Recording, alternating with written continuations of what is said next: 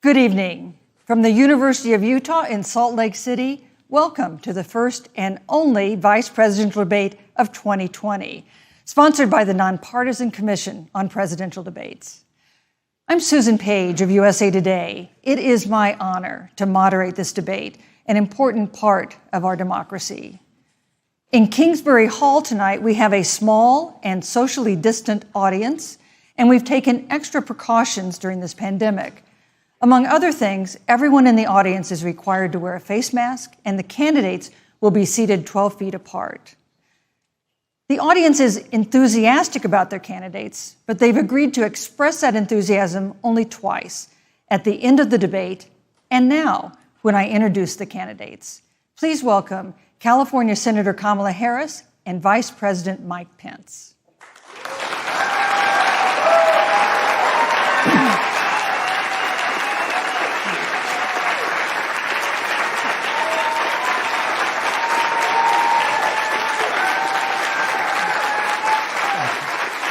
Thank you.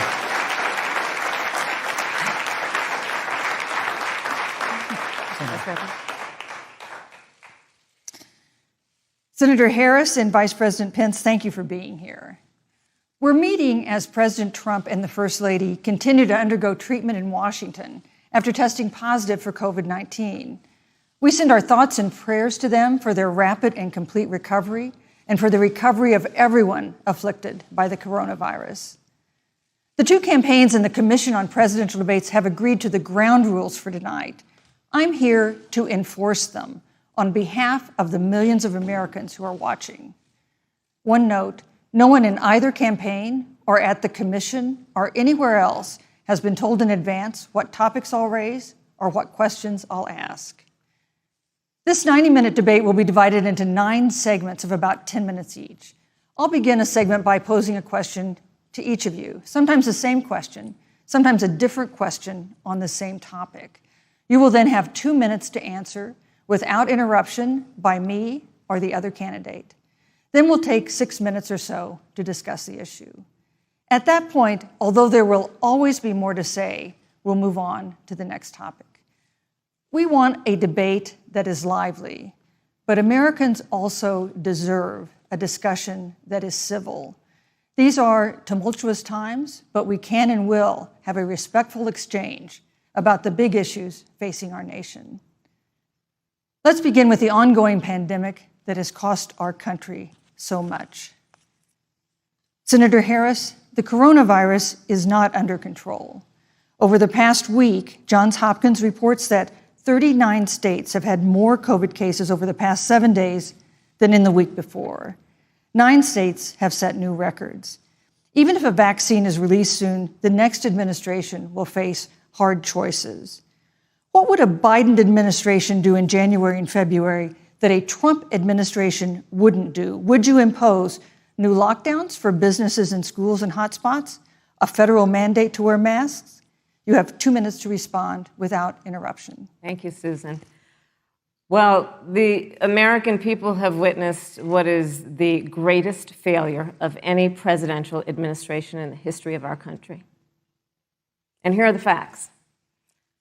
210,000 dead people in our country in just the last several months. Over 7 million people who have contracted this disease.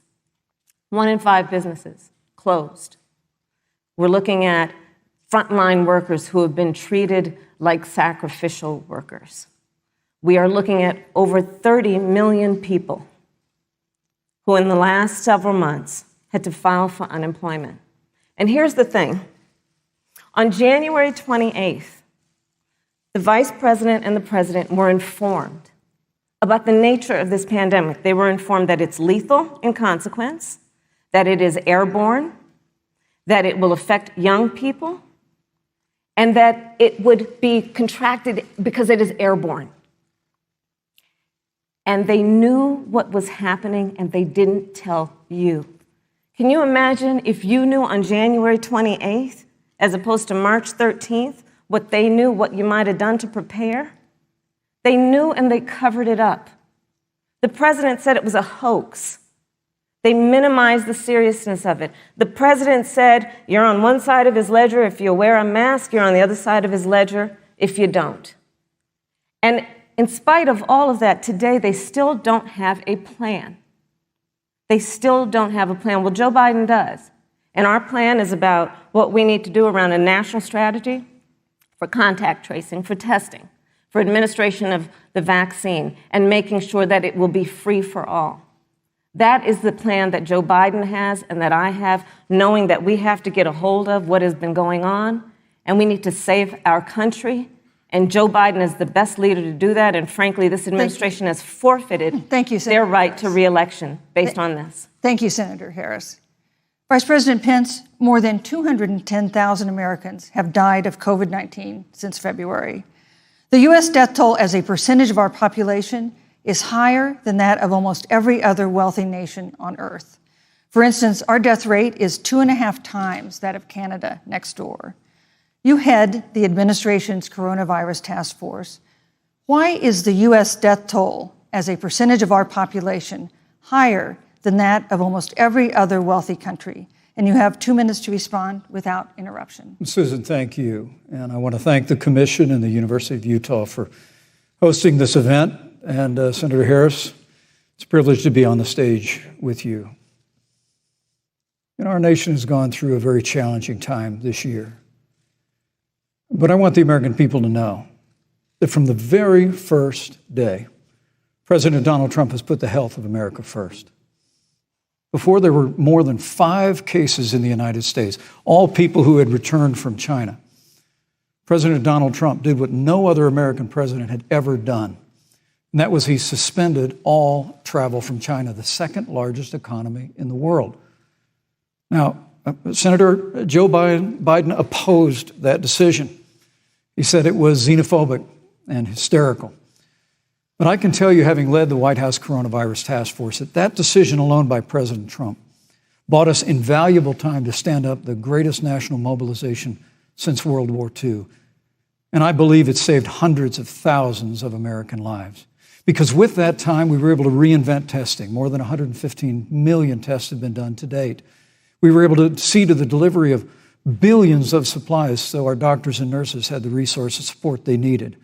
And we began, really, before the month of February was out, to develop a vaccine and to develop medicines and therapeutics that have been saving lives all along the way. And under President Trump's leadership, Operation Warp Speed, we believe, will have literally tens of millions of doses of a vaccine before the end of this year. The reality is, when you look at the Biden plan, it reads an awful lot like what President Trump and I and our task force have been doing every step of the way. I mean, quite frankly, when I look at their plan that talks about advancing testing, creating new PPE, developing a vaccine, it looks a little bit like plagiarism, which is something Joe Biden knows a little bit about. And I think the American people know that this is a president who has put the health of America first, and the American people, I believe with my heart, can be proud of the sacrifices they have made. It's saved countless American lives. Senator Harris, would you like to respond? Absolutely. Whatever the vice president is claiming the administration has done, clearly it hasn't worked. When you're looking at over 210,000 dead bodies in our country, American lives that have been lost, families that are grieving that loss. And you know, the vice president is the head of the task force and knew on January 28th how serious this was. And then thanks to Bob Woodward, we learned that they knew about it. And then when that was exposed, the vice president said, when asked, well, why didn't y'all tell anybody? He said, because the president wanted people to remain calm. Well, let's get no, but Susan, this is important. Susan, I want to add, but Mr. Vice President, I'm speaking. I'm speaking. Yeah, you can have 15 more seconds, and then we'll give the vice president a chance to respond. So I want to ask the American people, how calm were you when you were panicked about where you're going to get your next roll of toilet paper? How calm were you when your kids were sent home from school and you didn't know when they could go back? How calm were you when your children couldn't see your parents because you were afraid they could kill them? Let's give Vice President Pence a chance to respond. Vice President Pence, you have 1 minute to respond. You know, there's not a day gone by that I haven't thought of every American family that's lost a loved one. And I want all of you to know that you'll always be in our hearts and in our prayers. But when you say what the American people have done over these last 8 months hasn't worked, that's a great disservice to the sacrifices the American people have made. I'm referring The reality, to the if I may finish, Senator, the reality is Dr. Fauci said everything that he told the president in the Oval Office, the president told the American people. Now, President Trump, I will tell you, has boundless confidence in the American people, and he always spoke with confidence that we'd get through this together. But when you say it hasn't worked, when Dr. Fauci and Dr. Birx and our medical experts came to us in the second week of March, they said if the president didn't take the unprecedented step of shutting down roughly half of the American economy, that we could lose 2.2 million Americans. Now, that's the reality. Thank you. They also Thank you, said Vice to us, if we President did Pence. everything right, Susan, we could still lose more than 200,000 Americans. Vice Now, President one Pence. life lost is Thank too you. many, Susan. But the American people, I believe, deserve credit for the sacrifices that they have made, putting the health of their family and their neighbors first, our doctors, our nurses, our first Thank you, responders. Vice President Pence. And I'm going to speak up on behalf of what the American people have done. Vice President Pence, you were in the front row in a Rose Garden event 11 days ago at what seems to have been a super spreader event for senior administration and congressional officials. No social distancing, few masks, and now a cluster of coronavirus cases among those who were there. How can you expect Americans to follow the administration's safety guidelines to protect themselves from COVID when you at the White House have not been doing so? Well, the American people have demonstrated over the last 8 months that when given the facts, they're willing to put the health of their families and their neighbors and people they don't even know first. President Trump and I have great confidence in the American people and their ability to take that information and put it into practice. In the height of the epidemic, when we were losing a heartbreaking number of 2,500 Americans a day, we surged resources to New Jersey and New York and New Orleans and Detroit. We told the American people what needed to be done, and the American people made the sacrifices. When the outbreak in the Sun Belt happened this summer, again, Americans stepped forward. But the reality is the work of the President of the United States goes on. A vacancy on the Supreme Court of the United States has come upon us, and the President introduced Judge Amy Coney Yes, Barrett. thank you. Thank you, Vice But President at Pence. that, if I may say, that Rose Garden event, there's been a great deal of speculation about it. My wife Karen and I were there and honored to be there. Many of the people who were at that event, Susan, actually were tested Yes. for coronavirus, and it was an outdoor event, which all of our scientists regularly and routinely advise. The difference here is President Trump and I trust the American people to make choices in the best interest of their health. Joe Biden and Kamala Harris consistently talk about mandates, and not just mandates with the coronavirus, but a government takeover of health care, Thank you, the Vice Green New President Pence. Deal, all government control. We're about freedom and respecting the freedom of the American people. Let's talk about respecting the American people. You respect the American people when you tell them the truth. You respect the American people when you have the courage Which we've to be a always leader done. speaking of those things that you may not want people to hear, but they need to hear so they can protect themselves.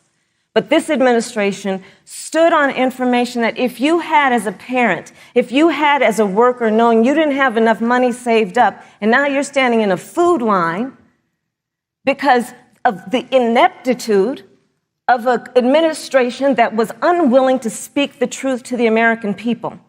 So let's talk about caring about the American people. The American people have had to sacrifice far too much because of the incompetence of this administration. It is asking too much of the people. Susan, we talked No, about Vice It this. is President asking Pence. too much of the people.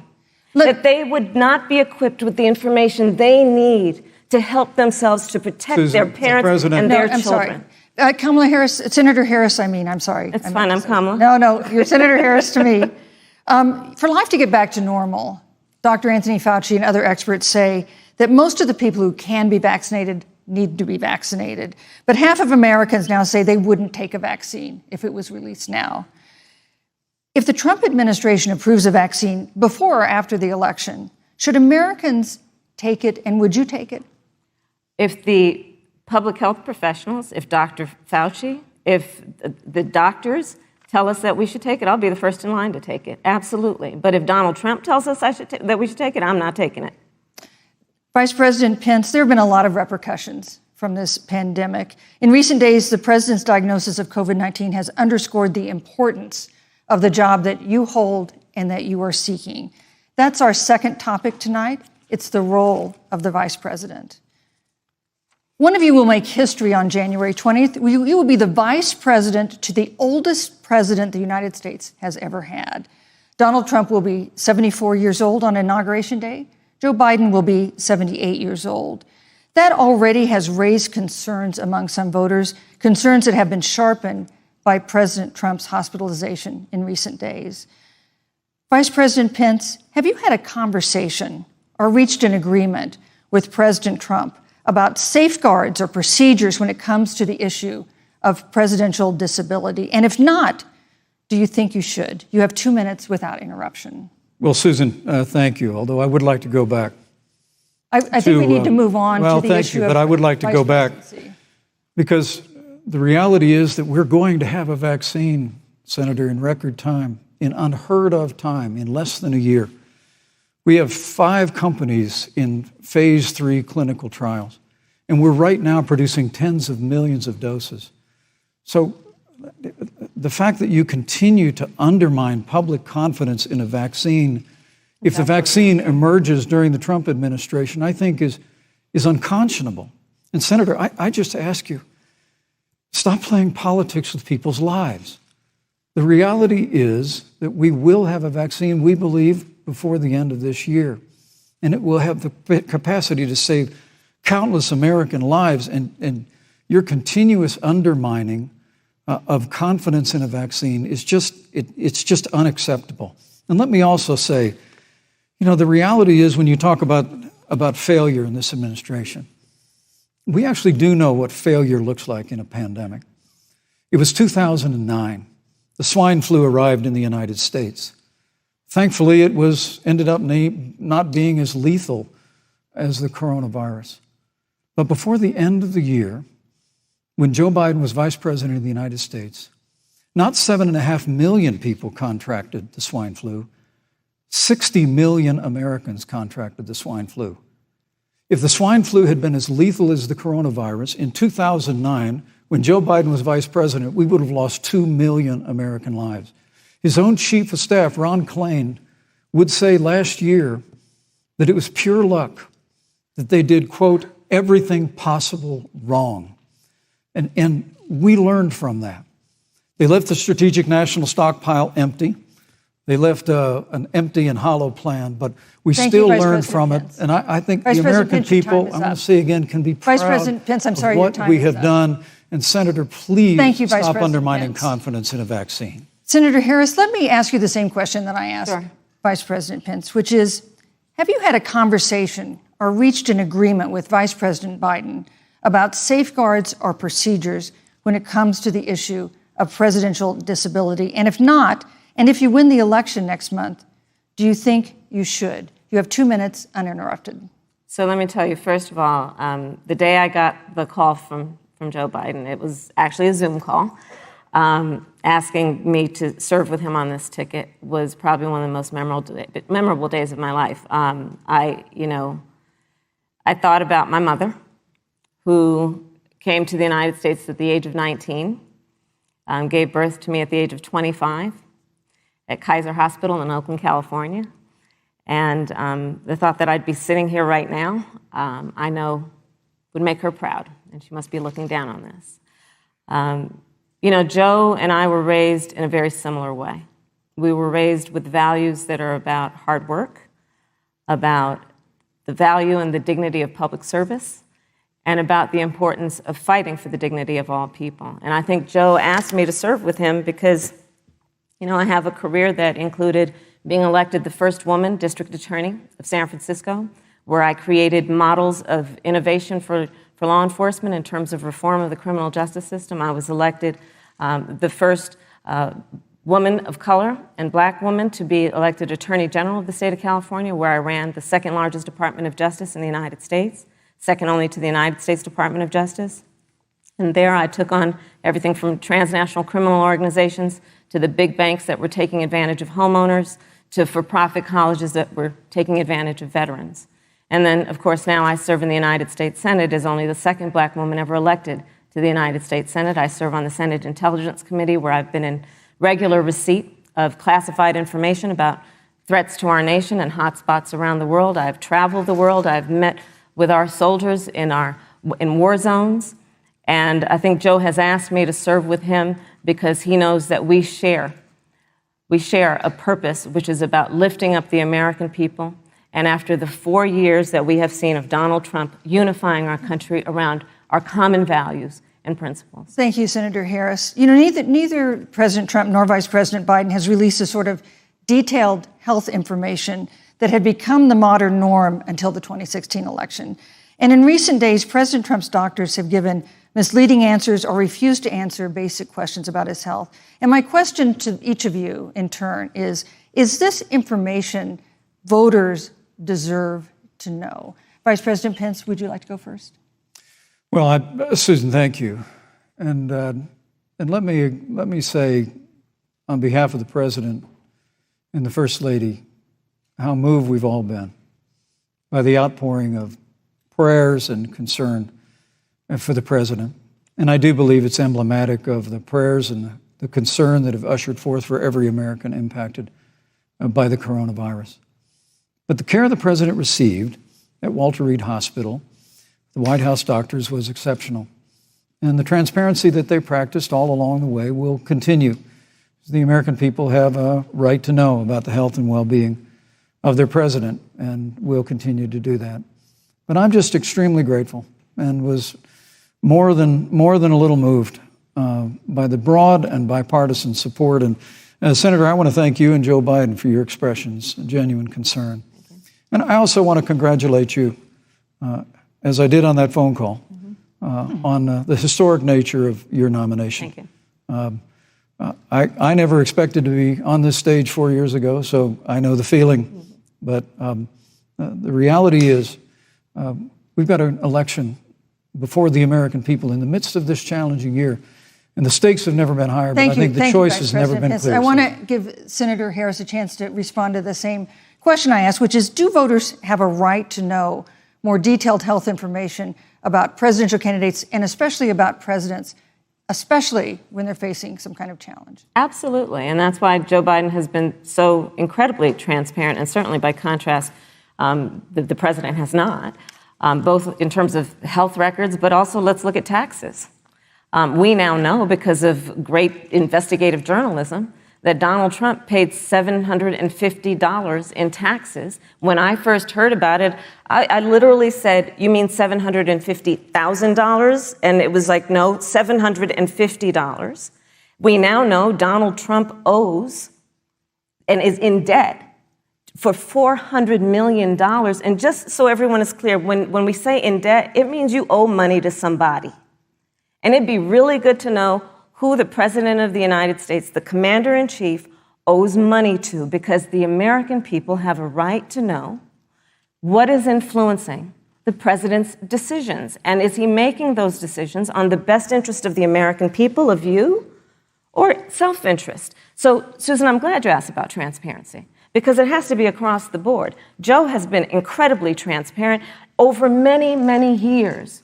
The one thing we all know about Joe, he puts it all out there. He is honest, he is forthright.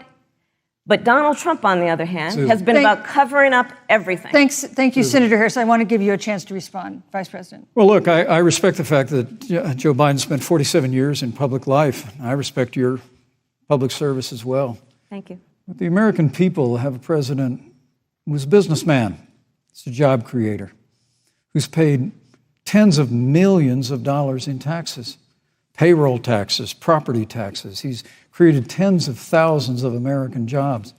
And the president said those public reports are not accurate. And the president's also released literally stacks of financial disclosures the American people can review just as the law allows. But the distinction here is that Joe Biden, 47 years in public service, compared to President Donald Trump, who brought all of that experience 4 years ago. Thank you, Vice and President. turned this economy around by cutting taxes, rolling back regulation, unleashing American energy, fighting for free and fair trade, and all of that's on the line if Joe Biden and Kamala Harris. You know, that's a good segue into our third topic, which is about the economy. This has been another aspect of life for Americans that's been so affected by this coronavirus. We have a jobs crisis brewing.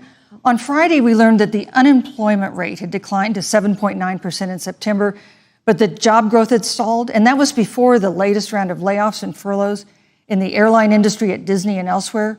Hundreds of thousands of discouraged workers have stopped looking for work. Nearly 11 million jobs that existed at the beginning of the year haven't been replaced. Those hardest hit include Latinos, Blacks, and women. Senator Harris, the Biden-Harris campaign has proposed new programs to boost the economy, and you would pay for that new spending by raising $4 trillion in taxes on wealthy individuals and corporations. Some economists warn that could curb entrepreneurial ventures that fuel growth and create jobs. Would raising taxes put the recovery at risk? And you have 2 minutes to answer uninterrupted. Thank you. On the issue of the economy, I think there couldn't be a more fundamental difference between Donald Trump and Joe Biden. Joe Biden believes you measure the health and the strength of America's economy based on the health and the strength of the American worker and the American family. On the other hand, you have Donald Trump, who measures the strength of the economy based on how rich people are doing, which is why he passed a tax bill benefiting the top 1% and the biggest corporations of America, leading to a $2 trillion deficit that the American people are going to have to pay for. On day one, Joe Biden will repeal that tax bill. He'll get rid of it. And what he'll do with the money is invest it in the American people. And through a plan that is about investing in infrastructure, something that Donald Trump said he would do. I remember hearing about some infrastructure week. I don't think it ever happened. But Joe Biden will do that. He'll invest in infrastructure. It's about upgrading our roads and bridges, but also investing in clean energy and renewable energy. Joe is going to invest that money in what we need to do around innovation. There was a time when our country believed in science and invested in research and development so that we were an innovation leader on the globe. Joe Biden will use that money to invest in education. So, for example, for folks who want to go to a 2-year community college, it will be free. If you come from a family that makes less than $125,000, you'll go to a public university for free. And across the board, we'll make sure that if you have student loan debt, it's cut by $10,000.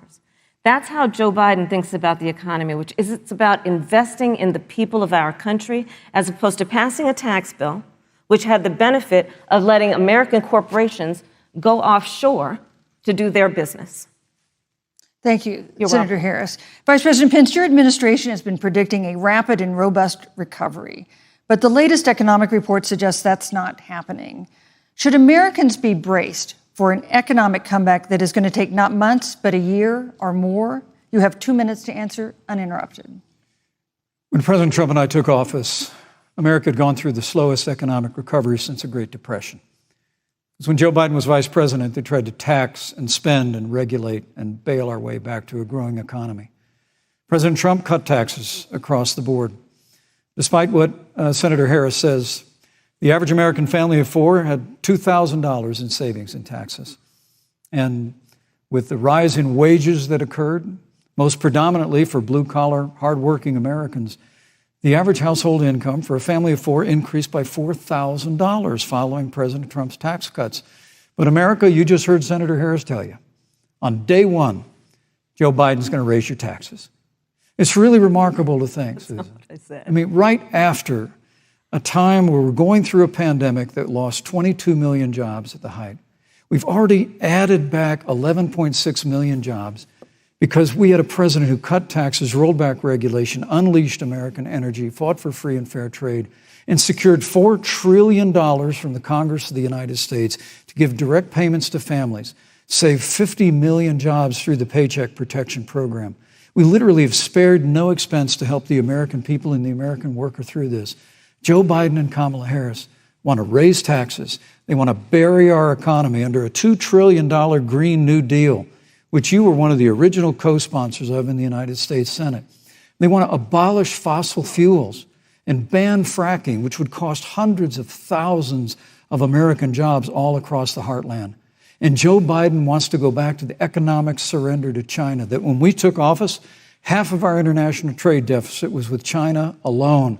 And Joe Biden wants to repeal all of the tariffs that President Trump put into effect to fight for American jobs and American workers. Joe Biden says democracy's on the ballot. Make no mistake about it, Susan. The American economy, the American comeback is on the ballot with 4 more years of growth and opportunity, 4 more years of President Donald Trump. 2021 is going to be the biggest economic year in the history of this country. Thank you, Vice President Pence. Senator Harris. Well, I mean, I thought we saw enough of it in last week's debate, but I think this is supposed to be a debate based on fact and truth. And the truth and the fact is Joe Biden has been very clear. He will not raise taxes on anybody who makes less than $400,000 a year. He said he's going to repeal the Trump tax cuts. Mr. Vice President, I'm speaking. Well, wait. I'm speaking. It'd be important if you said the truth. Joe Biden said twice in the debate last week that he's going to repeal the Trump tax cuts. That was tax cuts that gave the average working family $2,000 in a tax break every single year. Senator, that is absolutely not true. Is he only going to repeal part of the Trump tax cuts? If you don't mind letting me finish, we can then have a conversation, okay? Please. Okay. Joe Biden will not raise taxes on anyone who makes less than $400,000 a year. He has been very clear about that. Joe Biden will not end fracking. He has been very clear about that. Joe Biden is the one who, during the Great Recession, was responsible for the Recovery Act that brought America back. And now the Trump-Pence administration wants to take credit when they rode the coattails of Joe Biden's success for the economy that they had at the beginning of their term. Of course, now the economy is a complete disaster. But Joe Biden, on the one hand, did that. On the other hand, you have Donald Trump, who has reigned over a recession that is being compared to the Great Depression. On the one hand, you have Joe Biden, who was responsible with President Barack Obama for the Affordable Care Act, which brought health care to over 20 million Americans and protected people with pre-existing conditions. And what it also did is it saved those families who otherwise were going bankrupt because of hospital bills they could not afford. On the other hand, you have Donald Trump, who's in court right now, trying to get rid of the Affordable Care Act, which means that you will lose protections if you have pre-existing conditions. And this is very important, Susan. Yes, and it's important. We need to give Vice President. I'd just like to, he interrupted me, and I'd like to just finish, please. If you have a pre-existing condition, heart disease, diabetes, breast cancer, they're coming for you. If you love someone who has a pre-existing condition, they're coming for you. If you are under the age of 26 on your parents' coverage, they're coming for you. Senator Harris, thank you. You're welcome. Let me give you a chance to respond. Well, I hope we have a chance to talk about health care because Obamacare was a disaster. The American people remember it well. And President Trump and I have a plan to improve health care and to protect pre-existing conditions for every American. But look, Senator Harris, you're entitled to your own opinion, but you're not entitled to your own facts. You yourself said on multiple occasions when you were running for president that you would ban fracking. Joe Biden looked at a supporter in the eye and pointed and said, I guarantee that we will abolish fossil fuels. They have a $2 trillion version of the Green New Deal, Susan, that your newspaper, USA Today, said really wasn't that very different from the original Green New Deal. More taxes, more regulation, banning fracking, abolishing fossil fuel, crushing American energy, and economic surrender to China is a prescription for economic decline. President Trump and I will keep America growing. The V-shaped recovery that's underway right now will continue with 4 more years of President Donald Trump in the White House. Thank you very, very much, Vice President Pence. Once again, you've provided the perfect segue to a new topic, which is climate change. And Vice President Pence, I'd like to pose the first question to you. This year, we've seen record-setting hurricanes in the South. Another one, Hurricane Delta, is now threatening the Gulf. And we have seen record-setting wildfires in the West. Do you believe, as the scientific community has concluded, that man-made climate change has made wildfires bigger, hotter, and more deadly, and have made hurricanes wetter, slower, and more damaging? You have 2 minutes uninterrupted. Thank you, Susan. Well, first, I'm very proud of our record on the environment and on conservation. According to all of the best estimates, our air and land are cleaner than any time ever recorded. Our water is among the cleanest in the world. And just a little while ago, the president signed the Outdoors Act. It's the largest investment in our public lands and public parks in 100 years. So President Trump has made a commitment to conservation and to the environment. Now, with regard to climate change, the climate is changing. But the issue is, what's the cause and what do we do about it? President Trump has made it clear that we're going to continue to listen to the science. Now, Joe Biden and Kamala Harris would put us back in the Paris Climate Accord. They'd impose the Green New Deal, which would crush American energy, would increase the energy costs of American families in their homes, and literally would crush American jobs. And President Trump and I believe that the progress that we have made in a cleaner environment has been happening precisely because we have a strong free market economy. You know, what's remarkable is the United States has reduced CO2 more than the countries that are still in the Paris Climate Accord, but we've done it through innovation, and we've done it through natural gas and fracking, which, Senator, the American people can go look at the record. I know Joe Biden says otherwise now, as you do, but the both of you repeatedly committed to abolishing fossil fuel and banning fracking. And so by creating the kind of American innovation, we're actually steering toward a stronger and better environment. With regard to wildfires, President Trump and I believe that forest management has to be front and center, and even Governor Gavin Newsom from your state has agreed we've got to work on forest management. And with regard to hurricanes, the National Oceanic Administration tells us that actually as difficult as they are, Thank you, Vice President. There are no more hurricanes today than there were 100 years ago. Thank you. But many of the climate alarmists use Pence, sorry, hurricanes and wildfires to try and Thank sell you, their Vice bill of President goods of Pence. a Green New Deal. And President Trump and I are going to always put Thank you, American Vice jobs and President American Pence. workers first. Senator Harris, as the Vice President mentioned, you co-sponsored the Green New Deal in Congress. But Vice President Biden said in last week's debate that he does not support the Green New Deal. But if you look at the Biden-Harris campaign website, it describes the Green New Deal as a crucial framework. What exactly would be the stance of a Biden-Harris administration toward the Green New Deal? You have 2 minutes uninterrupted. Sure. So first of all, I will repeat, and the American people know, that Joe Biden will not ban fracking. That is a fact. That is a fact. I will repeat that Joe Biden has been very clear that he thinks about growing jobs, which is why he will not increase taxes for anyone who makes less than $400,000 a year.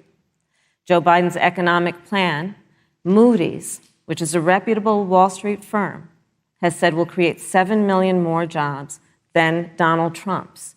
And part of those jobs that will be created by Joe Biden are going to be about clean energy and renewable energy. Because you see, Joe understands that the west coast of our country is burning, including my home state of California. Joe sees what is happening on the Gulf states, which are being battered by storms. Joe has seen and talked with the farmers in Iowa, whose entire crops have been destroyed because of floods. And so Joe believes, again, in science. I'll tell you something, Susan. I served, when I first got to the Senate, on the committee that's responsible for the environment. Do you know this administration took the word science off the website and then took the phrase climate change off the website? We have seen a pattern with this administration, which is they don't believe in science. And Joe's plan is about saying we're going to deal with it, but we're also going to create jobs. Donald Trump, when asked about the wildfires in California, and the question was, the science is telling us this, you know what Donald Trump said? Science doesn't know. So let's talk about who is prepared to lead our country over the course of the next 4 years on what is an existential threat to us as human beings. Joe is about saying we're going to invest that in renewable energy. It's going to be about the creation of millions of jobs. We will achieve net zero emissions by 2050, carbon neutral by 2035. Joe has a plan. This has been a lot of talk from the Trump administration, and really it has been to go backward instead of forward. We will also re-enter the climate agreement with pride. Senator Harris just said that climate change is an existential threat. Vice President Pence, do you believe that climate change poses an existential threat? As I said, Susan, the climate is changing. We'll follow the science. But once again, Senator Harris is denying the fact that they're going to raise taxes on every American. Joe Biden said twice in the debate last week that on day one he was going to repeal the Trump tax cuts. Those tax cuts delivered $2,000 in tax relief to the average family of four across America.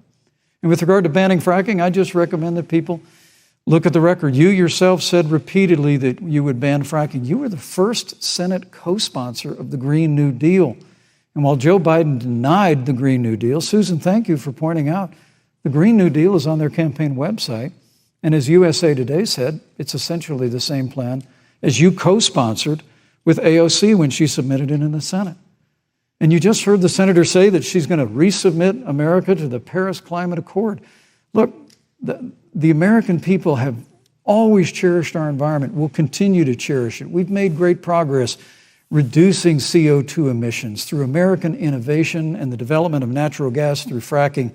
We don't need a massive $2 trillion Green New Deal that would impose all new mandates on American businesses and American families. Thank you. Joe Biden wants us to retrofit 4 million American business buildings.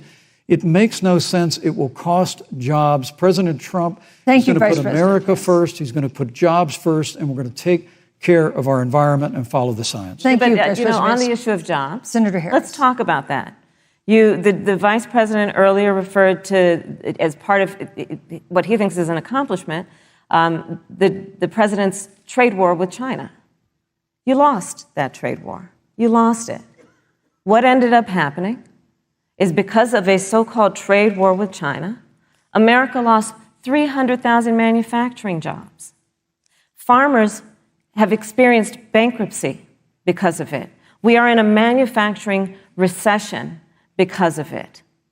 And when we look at where this administration has been, there are estimates that by the end of the term of this administration, they will have lost more jobs than almost any other presidential administration. And the American people know what I'm talking about. You know, I think about 20-year-olds. You know, we have a 20-year-old, a 20-something-year-old, who are coming out of high school and college right now, and you're wondering, is there going to be a job there for me? We're looking at people who are trying to figure out how they're going to pay rent by the end of the month. Almost half of American renters are worried about whether they're going to be able to pay rent by the end of the month. This is where the economy is in America right now, and it is because of the catastrophe and the failure of leadership of this administration. Thank you, Senator Harris. Vice President Pence, let me give you just 15 seconds to respond, because then I want to move on to I'd love to respond. Look, lost the trade war with China. Joe Biden never fought it. Joe Biden has been a cheerleader for communist China over the last several decades. And again, Senator Harris, you're entitled to your opinion. You're not entitled to your own facts.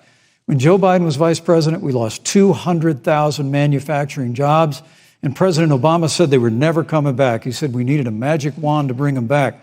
In our first 3 years after we cut taxes, rolled back regulation, unleashed American energy, this administration saw 500,000 manufacturing jobs created. And that's exactly the kind of growth we're going to continue to see as we bring our nation through this pandemic. But a Green New Deal, your massive new mandates, your Paris Climate Accord, it's going to kill jobs this time, just like it killed jobs. I just need to respond very briefly. 15 seconds, and then we'll move on. Thank you. Joe Biden is responsible for saving America's auto industry, and you voted against it. So let's set the record straight. Thank you.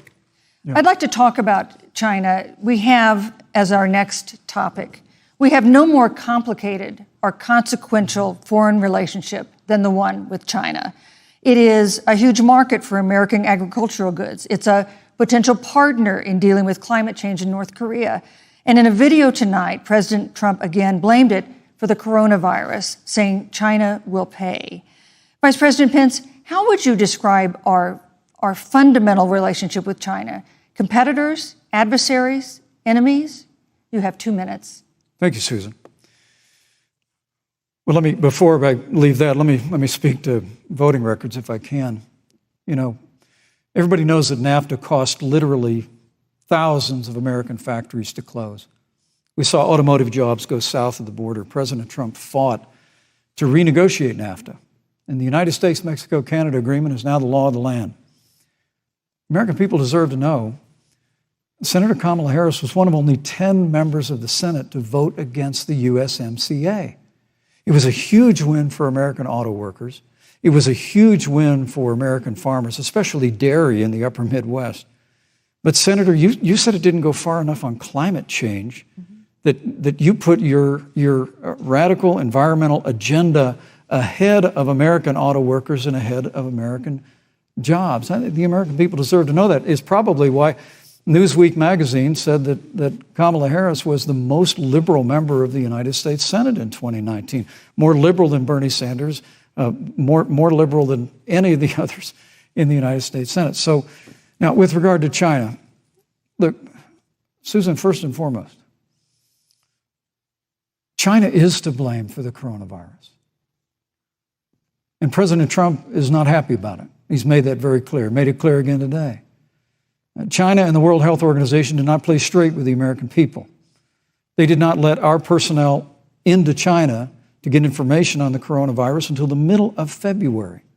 Fortunately, President Trump, in dealing with China from the outset of this administration, standing up to China that had been taking advantage of America for decades in the wake of Joe Biden's cheerleading for China, President Trump made that decision before the end of January to suspend all travel from China. And again, the American people deserve to know Joe Biden opposed President Trump's decision to suspend all travel from China. He said it was hysterical. He said it was Thank you, xenophobic. Vice President Pence. But President Trump has Vice stood President Pence, up your to time is China. up. We're going to continue to stand strong. Thank you, Vice President Pence. We want to improve the relationship, but we're going to level the playing field, and we're going to hold Vice President China Pence. accountable for what they did to America with the coronavirus. Thank you. Senator Harris, let me ask you the same question that I asked the Vice President. How would you describe our fundamental relationship with China? Are we competitors, adversaries, enemies? You'll have 2 minutes uninterrupted. Susan, the Trump administration's perspective and approach to China has resulted in the loss of American lives, American jobs, and America's standing. There's a weird obsession that President Trump has had with getting rid of whatever accomplishment was achieved by President Obama and Vice President Biden. For example, they created within the White House an office that basically was responsible for monitoring pandemics. They got rid of it. Not true. There was a team of disease experts that President Obama and Vice President Biden dispatched to China to monitor what is now predictable and what might happen. They pulled them out. We now are looking at 210,000 Americans who have lost their lives. Let's look at the job situation. We mentioned before the trade deal, the trade war, they wanted to call it, with China. It resulted in the loss of over 300 manufacturing jobs and a manufacturing recession, and the American consumer paying thousands of dollars more for goods because of that failed war that they called it. Then let's talk about standing. Pew, a reputable research firm, has done an analysis that shows that leaders of all of our formerly allied countries have now decided that they hold in greater esteem and respect Xi Jinping, the head of the Chinese Communist Party, than they do Donald Trump, the President of the United States, the Commander-in-Chief of the United States. This is where we are today because of a failure of leadership by this administration. Senator Harris, we've seen changes in the role of the United States in terms of global leadership over the past 4 years. And of course, times do change. What's your definition? We've seen strains with China, of course, as the Vice President mentioned. We've seen strains with our traditional allies in NATO and elsewhere. What is your definition of the role of American leadership in 2020?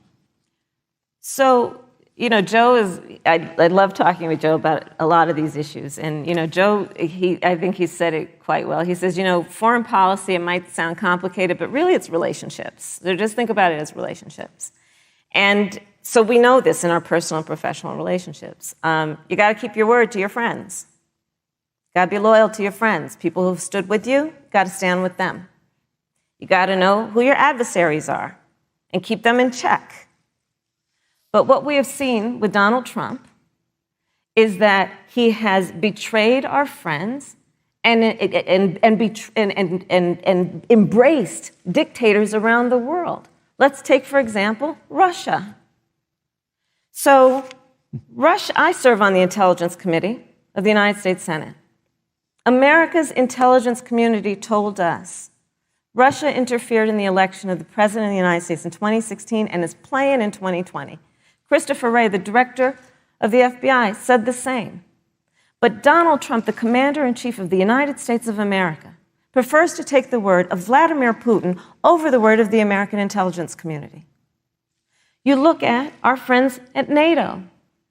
He has walked away from agreements. You can look at the Iran nuclear deal, which now has put us in a position where we are less safe because they are building up what might end up being a significant nuclear arsenal.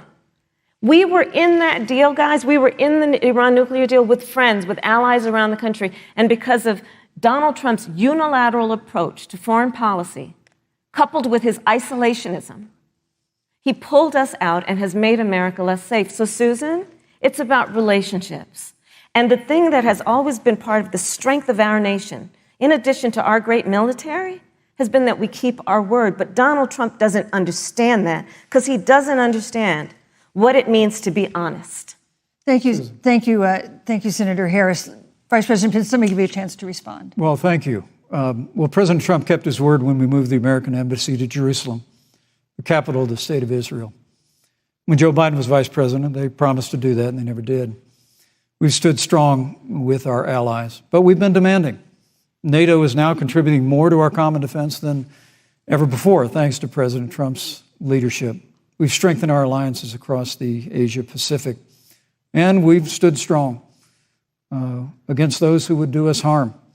When President Trump came into office, ISIS had captured an area of the Middle East the size of Pennsylvania. But President Trump unleashed the American military, and our armed forces destroyed the ISIS caliphate and took down their leader, al-Baghdadi, without one American casualty. Al-Baghdadi was responsible for the death of thousands.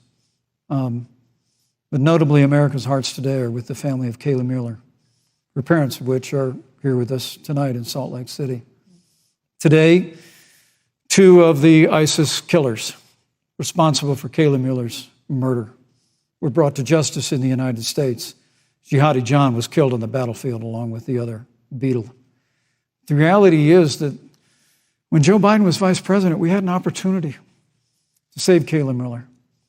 It breaks my heart to reflect on it, but the military came into the Oval Office, presented a plan. They said they knew where Kayla was. Baghdadi had held her for 18 months, abused her mercilessly before they killed her. But when Joe Biden was vice president, they hesitated for a month. And when armed forces finally went in, it was clear she'd been moved 2 days earlier. And her family says with a heart that broke the heart of every American that if President Donald Trump had been president, they believe Kayla would be alive today. Thank you, Vice President. Look, we destroyed the ISIS caliphate.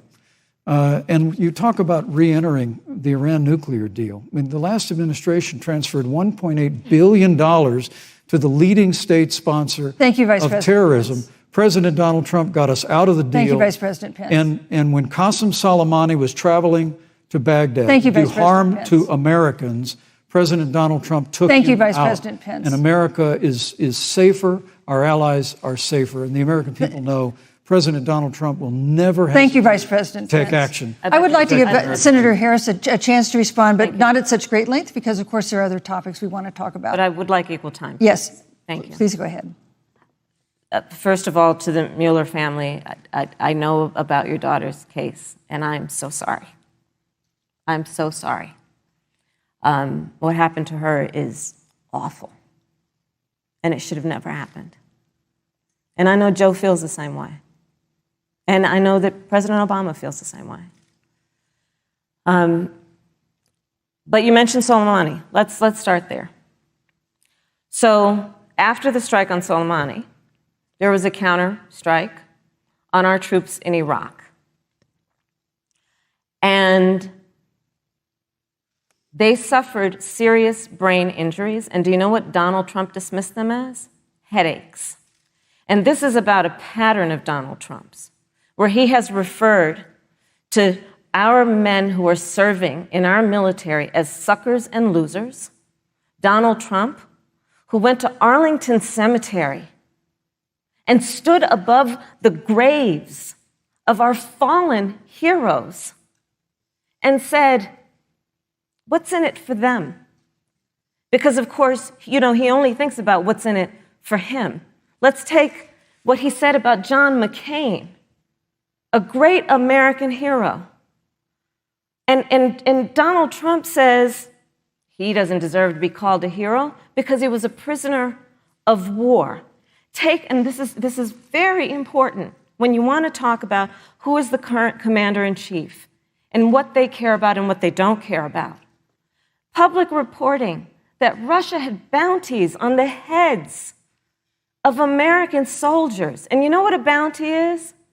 It's somebody puts a price on your head and they will pay it if you are killed. And Donald Trump had talked at least 6 times to Vladimir Putin and never brought up the subject. Joe Biden would never do that. Thank you. Joe Biden would, but Joe Biden would hold Russia to account for any threat to our nation's security or to our troops who are sacrificing their lives for the sake of our democracy and our safety. Thank you, Senator Harris. This is such an important issue, but we have other important issues as well. And Susan, I want to make sure we have a chance I really have to talk to respond about to that. Look, she has 15 seconds because I got to have more than that. Look, I'm sorry, but Vice President Pence, you've had more time than she's had so far. The slanders against President Donald Trump regarding men and women of our armed forces are absurd. I'm sorry, Vice President Pence. My son is a captain in the United States Marine Corps. My son-in-law is deployed in the United States Navy. I can assure all of you, with sons and daughters serving in our military, President Donald Trump not only respects but reveres all of those who serve in our armed forces, and any suggestion otherwise is ridiculous. Thank you, Vice President Pence. The American people deserve, Susan, the American people deserve to know. Vice President Pence, I did not, excuse me, Susan, I did not create the rules for tonight. Joe Biden. Your campaigns agreed to the rules for tonight's debate with the Commission on Presidential Debates. I'm here to enforce them, which involves moving from one topic to another, giving roughly equal time to both of you, which is what I'm trying very hard to do. Go right ahead. So I want to go ahead and move to the next topic, which is an important one, as the last topic was, and that is the Supreme Court. On Monday, the Senate Judiciary Committee is scheduled to open hearings on Amy Coney Barrett's nomination to the Supreme Court. Senator Harris, you'll be there as a member of the committee. Yes. Her confirmation would cement the court's conservative majority and make it likely open to more abortion restrictions, even to overturning the landmark Roe v. Wade ruling. Access to abortion would then be up to the states. Vice President Pence, you're the former governor of Indiana. If Roe v. Wade is overturned, what would you want Indiana to do? Would you want your home state to ban all abortions? You have 2 minutes, uninterrupted. Well, thank you for the question, but I'll use a little bit of my time to respond to that very important issue before. The American people deserve to know Qasem Soleimani, the Iranian general, was responsible for the death of hundreds of American service members. When the opportunity came, we saw him headed to Baghdad to kill more Americans. President Trump didn't hesitate, and Qasem Soleimani is gone. But you deserve to know that Joe Biden and Kamala Harris actually criticized the decision to take out Qasem Soleimani. It's really inexplicable, but with regard to Joe Biden, it's explainable, because history records that Joe Biden actually opposed the raid against Osama bin Laden. It's absolutely essential that we have a commander-in-chief who will not hesitate to act to protect American lives and to protect American service members, and that's what you have in President Donald Trump. Now, with regard to the Supreme Court of the United States, let me say President Trump and I could not be more enthusiastic about the opportunity to see Judge Amy Coney Barrett become Justice Amy Coney Barrett. Now, she's a brilliant woman, and she will bring a lifetime of experience and a sizable American family to the Supreme Court of the United States. And our hope is, in the hearing next week, unlike Justice Kavanaugh received with treatment from you and others, we hope she gets a fair hearing. And we particularly hope that we don't see the kind of attacks on her Christian faith that we saw before. I mean, the Democrat chairman of the Judiciary Committee before, when Judge Barrett was being confirmed for the Court of Appeals, expressed concern that the dogma of her faith lived loudly in her. Dick Durbin of Illinois said that it was a concern. Senator, I know one of our judicial nominees, you actually attacked because they were a member of the Catholic Knights of Columbus, just because the Knights of Columbus holds pro-life views and pro-marriage views. Thank you, Vice President Pence. So my hope is that when the hearing takes place, thank you, Vice President Pence. That Judge Amy Coney Barrett will be respected, thank you, treated Vice President respectfully, Pence. Voted and confirmed to the Supreme Court of the United States. Senator Harris, you're the senator from and former Attorney General of California. So let me ask you a parallel question to the one I posed to the Vice President. If Roe v. Wade is overturned, what would you want California to do? Would you want your home state to enact no restrictions on access to abortion? And you have 2 minutes uninterrupted. Thank you, Susan. First of all, Joe Biden and I are both people of faith, and it's insulting to suggest that we would knock anyone for their faith. And in fact, Joe, if elected, will be only the second practicing Catholic as President of the United States. On the issue of this nomination, Joe and I are very clear, as are the majority of the American people. We are 27 days before the decision about who will be the next president of the United States. And, before, when this conversation has come up, it's been about election year or election time. We're literally in an election. Over 4 million people have voted. People are in the process of voting right now. And so Joe has been very clear, as the American people are. Let the American people fill that seat in the White House, and then we'll fill that seat on the United States Supreme Court. And to your point, Susan, the issues before us couldn't be more serious. There's the issue of choice, and I will always fight for a woman's right to make a decision about her own body. It should be her decision and not that of Donald Trump and the Vice President, Michael Pence. But let's also look at what else is before the court. It's the Affordable Care Act. Literally in the midst of a public health pandemic, when over 210,000 people have died and 7 million people probably have what will be in the future considered a pre-existing condition because you contracted the virus. Donald Trump is in court right now trying to get rid of the Affordable Care Act. And I said it before, and it bears repeating. This means that there will be no more protections if they win for people with pre-existing conditions. No. This means that over 20 million people will lose your coverage. It means that if you're under the age of 26, you can't stay on your parents' coverage anymore. And here's the thing. The contrast couldn't be more clear. They're trying to get rid of the Affordable Care Act. Joe Biden is saying, let's expand coverage. Let's give you a choice of a public option or private coverage. Let's bring down premiums. Thank you, Senator Let's Harris. Lower Medicare eligibility to 60. Thank you, Senator That's true Harris. leadership. You mentioned earlier, Vice President Pence, that the president was committed to maintaining protections for people with pre-existing conditions. But you do have this court case that you are supporting, your administration supporting, that would strike down the Affordable Care Act.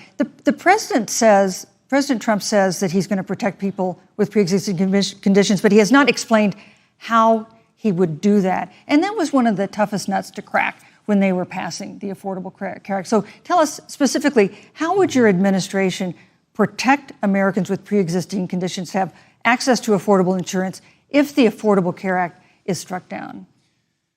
Well, thank you, Susan. But let me just say, addressing your very first question, I couldn't be more proud to serve as vice president to a president who stands without apology for the sanctity of human life.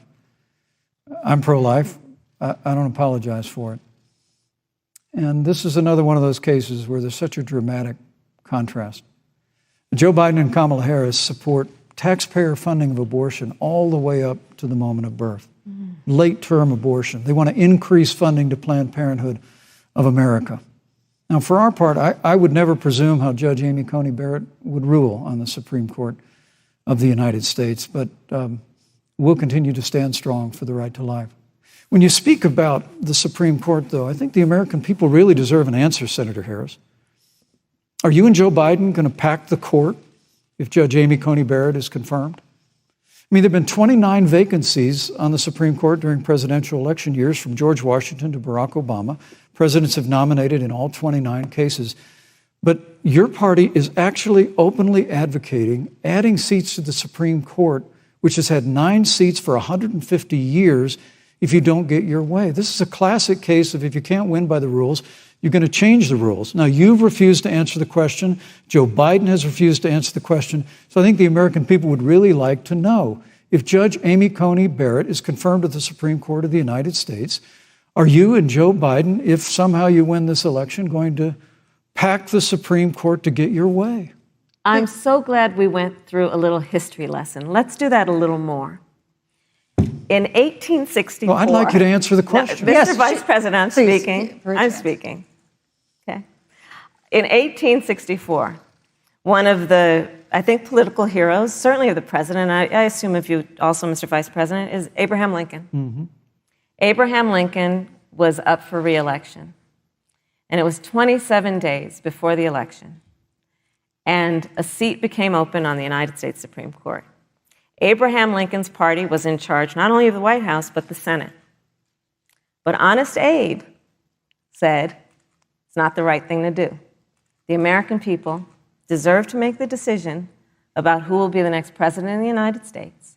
And then that person can select who will serve for a lifetime on the highest court of our land. And so Joe and I are very clear. The American people are voting right now, and it should be their decision about who will serve on this most important body for a lifetime. Thank you, And Senator the Harris. people, Susan, are voting right now. They'd like to know if you and Joe Biden are going to pack the Supreme Court if you don't get your way in this nomination. Let's talk about packing. You once again gave a non-answer. Joe Biden gave a non-answer. Trying to answer you the now. American people deserve a straight answer. And if you haven't figured it out yet, the straight answer is they are going to pack the Supreme Court if they somehow win this election. Men and Mr. women, Vice President, I got to I tell you, think people across this country, if you cherish our Supreme Court, if you cherish the separation of powers, you need to reject the Biden-Harris ticket. Come November the 3rd, re-elect President Donald Trump, and we'll stand by that separation of powers in a 9-seat Supreme Court. Yeah, let's talk about packing the court then. Let's talk about the fact. Yeah, I'm about to. So the Trump-Pence administration has been, because I sit on the Senate Judiciary Committee, Susan, as you mentioned, and I've witnessed the appointments for lifetime appointments to the federal courts, district courts, courts of appeal. People who are purely ideological, people who have been reviewed by legal professional organizations and found to have been not competent, are substandard. And do you know that of the 50 people who President Trump appointed to the Court of Appeals for lifetime appointments, not one is black? This is what they've been doing. You want to talk about packing a court? Let's have that discussion. All right, thank you. Thank you, Senator. Let's go on and talk about the issue of racial justice. I just want the record to reflect she never answered the question. So maybe you. the next debate, Joe Biden will answer the question, but I think the you. American people know the answer. Thank you, Vice President. In March, Breonna Taylor, a 26-year-old emergency room technician in Louisville, was shot and killed after police officers executing a search warrant in a narcotics investigation broke into her apartment. The police said they identified themselves. Taylor's boyfriend said he didn't hear them do that. He used a gun registered to him to fire a shot, which wounded an officer. The officers then fired more than 20 rounds into the apartment. They say they were acting in self-defense. None of them have been indicted in connection with her death.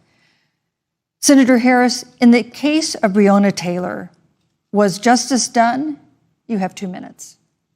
I don't believe so. And I've talked with Breonna's mother, Tamika Palmer, and her family.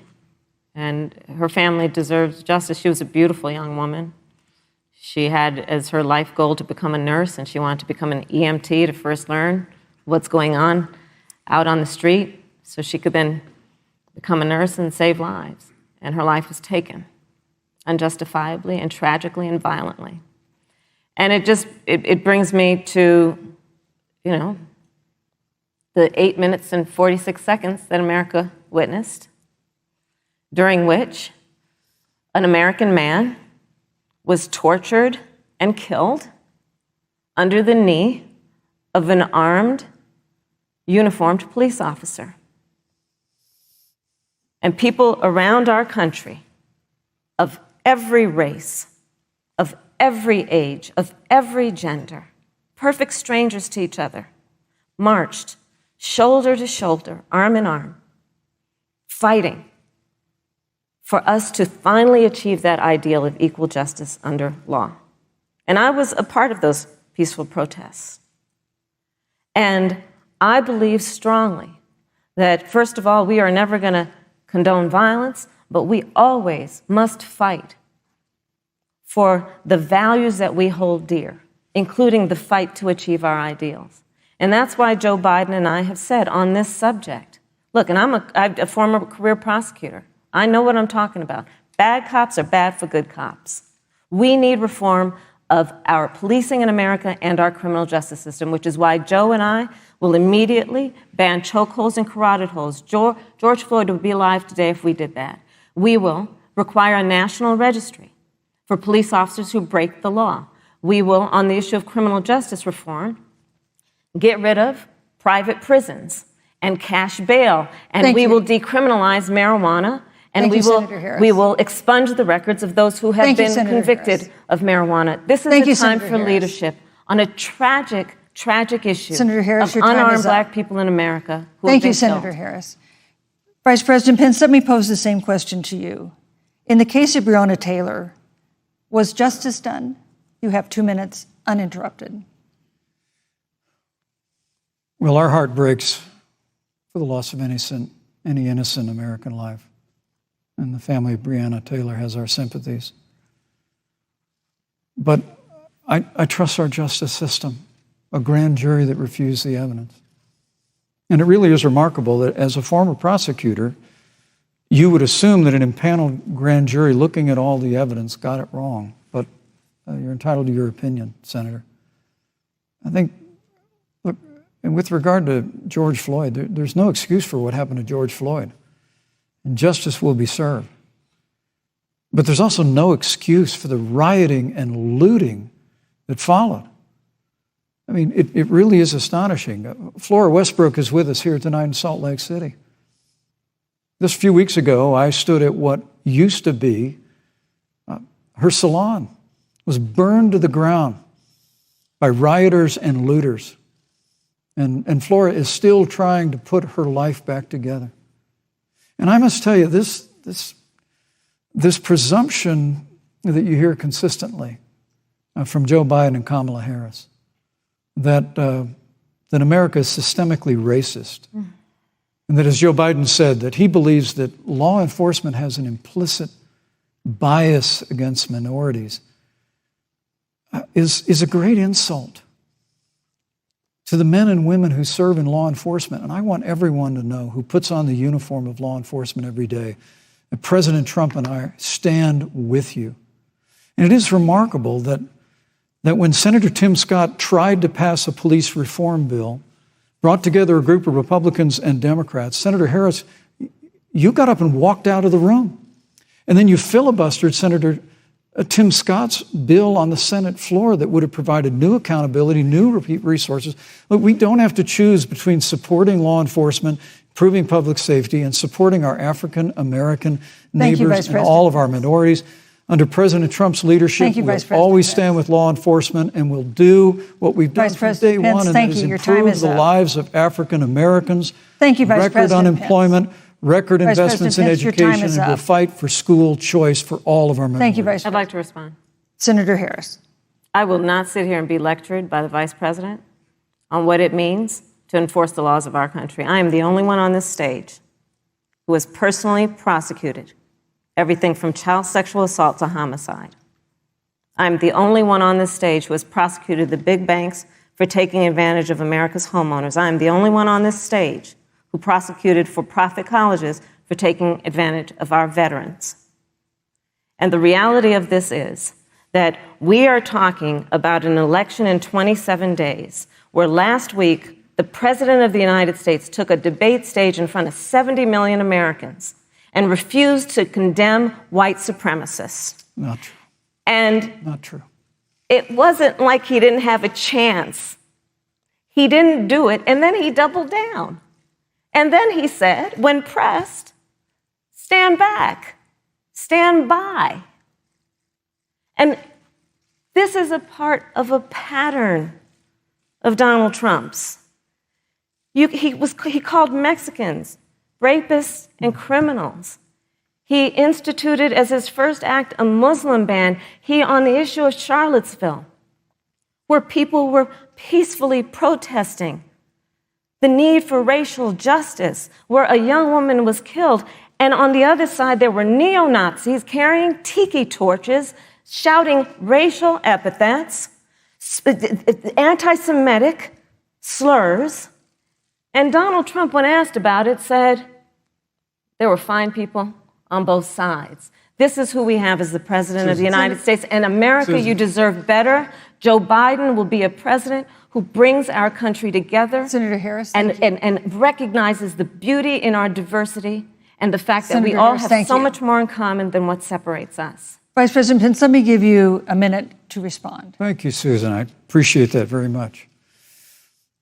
You know, I think this is one of the things that makes people dislike the media so much in this country, Susan, is that you selectively edit, just like Senator Harris did, comments that President Trump and I and others on our side of the aisle make. I mean, Senator Harris conveniently omitted, after the president made comments about people on either side of the debate over monuments, he condemned the KKK, neo-Nazis, and white supremacists, and has done so repeatedly. You're concerned that he doesn't condemn neo-Nazis. President Trump has Jewish grandchildren. His daughter and son-in-law are Jewish. This is a president who respects and cherishes all of the American people. But you talk about having personally prosecuted. I'm glad you brought up your record, Senator. Thank you. But I really need to make this point. When you were DA in San Francisco, when you left office, African Americans were 19 times more likely to be prosecuted for minor drug offenses than whites and Hispanics. When you were Attorney General of California, you increased the disproportionate incarceration of blacks in California. You did nothing on criminal justice reform in California. You didn't lift a finger to pass the First Step Act on Capitol Hill. I mean, the reality is your record speaks for itself. President Trump and I have fought for criminal justice reform. Thank you, Vice President We've fought for educational choice and opportunities for African Americans, all of our members. Thank you, sir. And we'll do it for 4 more Thank you. years. You know, there is no more important issue than the final issue that we're going to talk about tonight, and that is the issue of the election itself. Susan, he attacked my record. I would like an opportunity to respond. Let me give you 30 seconds because we're running out of time. I appreciate that. First of all, having served as the Attorney General of the state of California, the work that I did is a model of what our nation needs to do, and we will be able to do under a Joe Biden presidency. Our agenda includes what this administration has failed to do. It will be about not only instituting a ban on chokeholds and carotid holes. Thank you. Thank you, Senator Harris. I would like to go through. These are points that you made earlier in the hour, and I want to talk about the election itself before we have to. But I want to talk about the connection between what Joe and I will do and my record, which includes I was the first statewide officer to institute a requirement that my agents would wear body cameras and keep them on full time. We were the first to initiate a requirement that there would be a training for law enforcement on implicit bias because, yes, Joe Biden and I recognize that implicit bias does exist, Mr. Vice President, contrary to what you may believe. We did the work of instituting reforms that were about investing in reentry. This is the work that we have done and the work we will do going forward. And again, I will not be lectured by the Vice President on our record of what we have done in terms of law enforcement and keeping our communities safe, and a commitment to reforming the criminal justice system of America. Thank you, Senator Harris. And I'd like to I'd like you to respond first to the question on our final topic, the election itself. President Trump has several times refused to commit himself to a peaceful transfer of power after the election. If your ticket wins and President Trump refuses to accept a peaceful transfer of power, what steps would you and Vice President Biden then take? What would happen next? You have 2 minutes. So I'll tell you, Joe and I are, I think, particularly proud of the coalition that we've built around our campaign. We probably have one of the broadest coalitions of folks that you've ever seen in a presidential race. Of course, we have the support of Democrats, but also independents and Republicans. In fact, 7 members of President George W. Bush's cabinet are supporting our ticket. We have the support of Colin Powell, Cindy McCain, John Kasich, over 500 generals, retired generals, and former national security experts and advisors are supporting our campaign. And I believe they are doing that because they know that Joe Biden has a deep, deep-seated commitment to fight for our democracy and to fight for the integrity of our democracy and to bring integrity back to the White House. And so we believe in the American people. We believe in our democracy. And here's what I'd like to say to everybody. Vote. Please vote. Vote early. Come up with a plan to vote. Go to iwillvote.com. You can also go to joebiden.com. We have it within our power in these next 27 days to make the decision about what will be the course of our country for the next 4 years. And it is within our power, and if we use our vote and we use our voice, we will win. And we will not let anyone subvert our democracy with what Donald Trump has been doing, as he did on the debate stage last week, when again in front of 70 million people, he openly attempted to suppress the vote. Joe Biden, on the other hand, on that same debate stage, because clearly Donald Trump doesn't think he can run on a record because it's a failed record, Joe Biden on that stage said, hey, just please vote. So I'll repeat what Joe said. Please vote. Thank you, Senator. Vice President Pence, President Trump has several times refused to commit himself to a peaceful transfer of power after the election.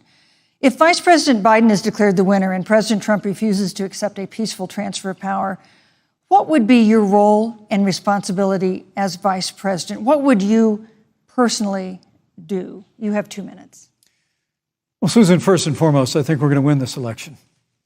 Because while Joe Biden and Kamala Harris rattle off a long litany of the establishment in Washington, D.C., an establishment that Joe Biden's been a part of for 47 years, President Donald Trump has launched a movement of everyday Americans from every walk of life. And I have every confidence that those same Americans that delivered that historic victory in 2016, they see this president's record where we rebuild our military, we revived our economy through tax cuts and rolling back regulation, fighting for fair trade, unleashing American energy. We appointed conservatives to our federal courts at every level. And we stood with the men and women of law enforcement every single day. And I think that movement of Americans has only grown stronger in the last 4 years. But when you talk about accepting the outcome of the election, I must tell you, Senator, your party has spent the last 3.5 years trying to overturn the results of the last election. It's amazing. When Joe Biden was vice president of the United States, the FBI actually spied on President Trump and my campaign.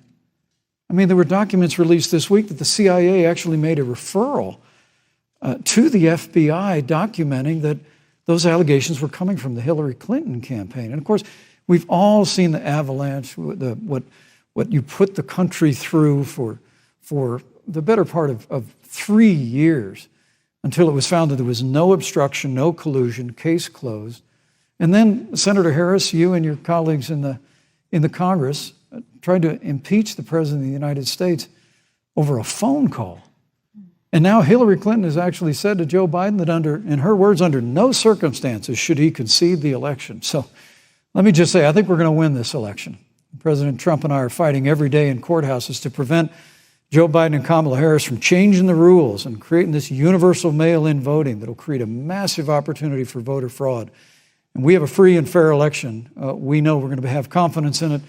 And I believe in all my heart that President Donald Trump's going to be reelected for 4 more years. You know, I've written all the questions that I've asked tonight, but for the final question of the debate, I'd like to read a question that someone else wrote. The Utah Debate Commission asked students in the state to write essays about what they would like to ask you. And I want to close tonight's debate with the question posed by Brecklin Brown. She's an 8th grader at Springville Junior High in Springville, Utah. And here's what she wrote, quote, "When I watch the news, all I see is arguing between Democrats and Republicans. When I watch the news, all I see is citizen fighting against citizen. When I watch the news, all I see are 2 candidates from opposing parties trying to tear each other down. If our leaders can't get along, how are the citizens supposed to get along?" And then she added, "Your examples could make all the difference to bring us together," end quote. So to each of you in turn, I'd like you to take 1 minute and respond to Brecklin. Vice President Pence, you have 1 minute. Brecklin, it's a wonderful question. And let me just commend you for taking an interest in public life. I started following the news when I was very young. And in America, we believe in a free and open exchange of debate. And we celebrate that. And it's how we've created literally the freest and most prosperous nation in the history of the world. But I would tell you that don't assume that what you're seeing on your local news networks is synonymous with the American people. You know, I look at the relationship between Justice Ruth Bader Ginsburg, the late justice who we just lost from the Supreme Court, and the late Justice Antonin Scalia. They were on polar opposites on the Supreme Court of the United States, one very liberal, one very conservative. But what's been learned since her passing was the 2 of them and their families were the very closest of friends. I mean, here in America, we can disagree. We can debate vigorously, as Senator Harris and I have on this stage tonight. But when the debate is over, we come together as Americans. And that's what people do in big cities and small towns all across this country. So I just want to encourage you, Brecklin. I want to tell you that we're going to work every day to have government as good as our people. And the American people each and every day love a good debate. We love a good argument. But we always come together and are always there for one another. Thank you, in Vice times of President. need. And we've especially learned that Thank you, through Mr. the Vice President. difficulties of this year. Senator Harris, what would you say to Brecklin? First of all, I love hearing from our young leaders. And when I hear her words, when I hear your words, Brecklin, I know our future is bright because it is that perspective on who we are and who we should be that is a sign of leadership and is something we should all aspire to be. And that, that brings me to Joe. Joe Biden, one of the reasons that Joe decided to run for president is after Charlottesville, which we talked about earlier. It so troubled him and upset him like it did all of us, that there was that kind of hate and division. What propelled Joe to run for president was to see that over the course of the last 4 years, what Brecklin described has been happening. Joe has a long-standing reputation of working across the aisle and working in a bipartisan way. And that's what he's going to do as president. Joe Biden has a history of lifting people up and fighting for their dignity. You have to know Joe's story to know that Joe has known pain, he has known suffering, and he has known love. And so, Brecklin, when you think about the future, I do believe the future is bright. And it will be because of your leadership, and it will be because we fight for each person's voice through their vote, and we get engaged in this election because you have the ability through your work and through eventually your vote Thank you, to Senator determine Harris. the future of our country and what its leadership looks like. Thank you, Senator Harris. Thank you, Vice President Pence. Thank you so much for being with us tonight. We want to thank also the University of Utah for its hospitality, and most of all, our thanks to all the Americans who watched this debate tonight. Again, our best wishes for a quick recovery to President Trump, the First Lady, and everyone who is battling COVID-19. The second presidential debate is next week on October 15th, a town hall style debate in Miami. We hope you'll join us then. Good evening.